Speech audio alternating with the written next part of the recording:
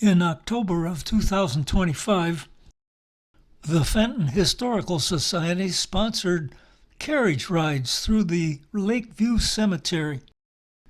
From time to time, the carriage would stop and reenactors would impersonate notables who were interred here. It's October 11th. We're at the Lakeview Cemetery for a tour. Look at these beautiful Frisian horses. Joanne made the provisions and paid the entrance fee. We need the tickets now, and Patty is transferring the receipts to tickets. Joanne is home ill with a cold. There were to have been 5 of us: Laura, Kevin, Patricia, and Joanne and me. Okay, yes. And the professor is talking about while we wait, Kevin holds court. Molecules are arranged. We're talking about Kevin's chemistry class. And then they mentioned this morning sickness drug, Familide. Familide. And we're off. This is how my grandparents would have come to town when they were newlyweds. One of the notables interred here is Eliel T. Foote, the man for whom Foote Avenue is named. As we pass his gravesite, he is introduced by historian Paul Johnson. They collected metal from every different source they could for the war effort, but he was considered to be too important a person to take the metal from his family graves. He was the first physician in Jamestown. He was really quite a guy. He was a judge, a New York State Assemblyman, a sheriff, a bank founder and president, a druggist, a postmaster, and a pioneer land developer. Pointing out headstones is one way to introduce the interred. Right here, of prominent local attorney J. Russell Rogerson and his wife Eleanor. And that was their house right across the street. And so on the stone it says, "If you would see my monument, look beyond." And evidently, after he passed away and was buried there, the next owner of the house thought it was such a great idea that he had himself buried right over there. Another way is to have actors impersonate the interred. Here, for example, we will meet General Charles Bailey. He served in the Philippines during the Spanish-American War and served as a brigadier general in the First World War. Retired, he was active in the civic affairs of Jamestown, which he considered his home. In 1859, I was born in Pennsylvania. We moved up here in the year 1865. I was a student here at Jamestown, and I graduated from Jamestown High. General Bailey is buried in Soldier Circle, where many Jamestown veterans are interred. Next, we meet Sister Mary Dowd, who tells a story of tragedy and loss. She introduces herself as poor in coin, but rich in love and Catholic faith. He didn't like that. My father worked with his hands, my mother with her heart. She was a good mother, and she tried. She really tried. My brother Patrick was well known to the authorities for his mischievous nature. He was always getting in trouble. My father fell off scaffolding during construction of the Dunkirk train station. My mother followed soon after, worn by grief, heartbreak, and shame. This meant my older brother Joseph became head of the family. and he would be hounded by law enforcement. Mary would recount how her older brother Joseph, overburdened by the responsibility of caring for the household, knelt down on railroad tracks ahead of a speeding freight train. Her younger brother Patrick may have been even a greater trial for her. He had joined a gang, and he had participated in armed robberies. One night, in a Celeron hotel where he had been carousing, he was braced by the owner. George Haas, owner of the hotel, was questioning Patrick about an assault on a young woman in the hotel. George Haas was shot dead.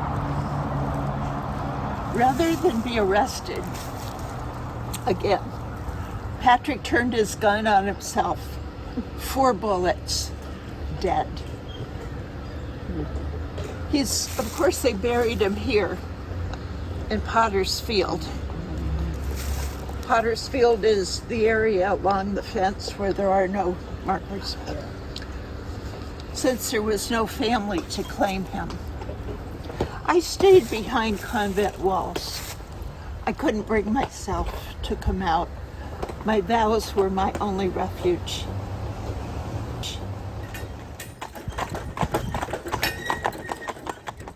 I got only a short clip of this next resident, but she's an interesting character. Josephine Eriksson. I am Josephine Anderson Eriksson, and I was born in Sweden in 1859. When I think back on my life, there were some hard times. My father passed away when I was an infant. My mother had to remarry. At the time, there just wasn't an honorable way for a woman to support herself and her children without a husband. So she remarried, and they had 2 other children. We moved here to the United States when I was about 14. It was hard to get settled, but we found a church right away, and I was confirmed at First Lutheran Church in Jamestown when I was 16. I have been a faithful Lutheran my entire life. Faithful Lutheran, yes, but I think she's a charter member of the breakaway Lutheran Church, the Emmanuel Lutheran Church, that broke away from the First Lutheran Church over a doctrinal dispute. One Sunday, while she was in church, her son gambled away all of her savings in a notorious gambling den in Celeron. She marched her contrite son back to Celeron, and with his help, the police closed down the gambling ring.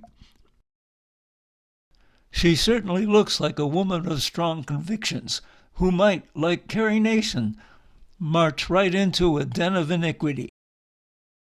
Josephine Anderson Eriksson told us of her discomfort at having to live her last years with her daughter, who might have been as strong-willed as she. A more recent resident of Lakeview is a local baseball hero, Johnny Newman, a legendary slugger. Baseball was flourishing in 1941, 1942. Johnny hit the first home run out of Jamestown's brand new stadium. 140,000 fans went through the turnstiles in both 1941 and 42. Here's Johnny. But I wasn't born here. I was born in Chicago back in 1913. He might have been looking forward to a career in the majors. Major league talk, this kid's going to be a star someday. But with baseball, you have to kind of work your way up through the ranks, the farm clubs, the minor league teams. And the first place they sent me was over to Minneapolis. And I got off to a pretty darn good start over there, I have to tell you. Those fans loved me. And one night I might have been showing off just a little bit too much. Decided to slide into home and give the fans a thrill. Sliding in there, busted my leg in 3 places. Big mistake. Big mistake. So, even though he hit more home runs than anyone else in the Pony League, maintained a batting average of over 350, he would never go to the majors. Why? because he couldn't run. When the war came along, Johnny stepped up. And old Johnny Newman steps up to the plate. I went over to be part of the action in the Pacific, part of a tank unit over there. Proud to serve my country. That's how I earned my spot over here in Soldier Circle. When I came back home, I was getting a little older. They sent me up to Hamilton, Ontario, but not as a player. They sent me up there as a manager. And Johnny Newman has a lot of skills, but management, yeah, not one of my greatest. You know why? Because I'm just too nice a guy. Apparently he was. I spent 2 hours searching for confirmation of a story he told us about being suspended for a season for clocking an umpire over a disputed call. None of the eulogists or sports writers mentioned it, though finally I found one brief reference. Local residents remember him fondly as a city bus driver. He died in 1969. Here's Paul Johnson finishing up his stint. He's talking about Dr. Frank Blackmar, who was a passenger on the Carpathia, the ship that rushed to save the survivors of the sinking Titanic. Of all his experiences, none equaled that moment, standing on deck at dawn, camera in hand, as the ice gave way to the faces of those he had saved. Well, Mr. Johnson has to conduct 2 more of these carriage rides. It's a busy day for this troupe.